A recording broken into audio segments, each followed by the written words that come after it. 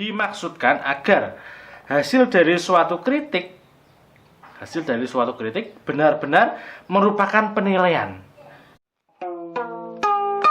Arketipum 18.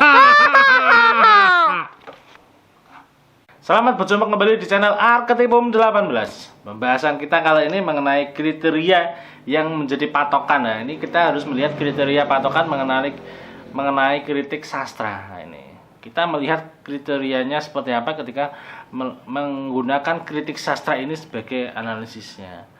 Saya masih menggunakan buku referensi dari Zainuddin Fanani mengenai Telaah Sastra tahun 2002, ini yang saya gunakan untuk pembelajaran.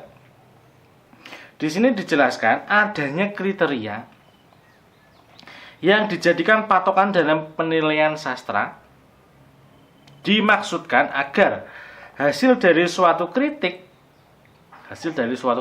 benar-benar merupakan penilaian yang dapat dipertanggungjawabkan. Jadi ketika kita melihat karya sastra itu apa, ketika kita mengkritik harus bisa dipertanggungjawabkan. Dan bukan hanya sekedar pendapat pribadi. Nah, ini jangan sampai sisi emosional kita, sisi subjektivitas kita itu yang lebih mengedepankan data yang ada di dalam karya sastra itu sendiri. Bagaimanapun juga, di sini dijelaskan tujuan kritik sastra adalah menunjukkan di mana kebaikan dan kekurangan suatu cipta sastra berdasarkan kriteria yang berlaku.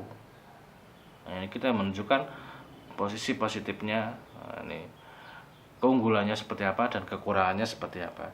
Dari penilaian tersebut diharapkan mutu karya sastra secara keseluruhan sekaligus sebagai koreksi terhadap penulis, sehingga penulis tidak merasa divonis. Namun, nah ini jangan menghakimi penulis terus-menerus, tapi kita harus memunculkan sebaliknya, justru merasa ditantang untuk meningkatkan kualitas tulisan berikutnya. Jadi kita memberikan masukan kepada penulis, nanti ketika karya sastra berikutnya muncul, hal-hal yang dirasa kurang ini bisa diperbaiki lagi, dan hal-hal yang baik ya kita katakan baik, hal-hal yang menarik kita katakan menarik ya. Jadi memang sisinya sisi objektif, tidak subjektif berdasarkan pendapat pribadi kita sendiri.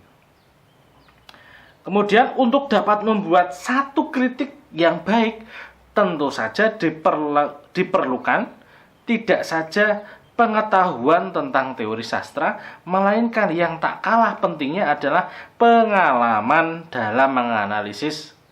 Ini sangat penting, pengalaman, kemampuan apresiasi, juga pengetahuan tentang kehidupan yang bersifat non literer. Jadi ketika kita menganalisis memang membutuhkan pengalaman kita di dalam kehidupan dan pengalaman kita mengenai bahan bacaan, sehingga wawasan kita akan semakin luas ketika melihat karya sastra itu sendiri. Itu yang kita bahas pada pertemuan kali ini. Semoga bermanfaat. Nanti kita sambung mengenai pembelajaran kita di kritik sastra secara lengkap. Sampai berjumpa di channel Arketipum 18 selanjutnya. Salam budaya. Arketipum 18.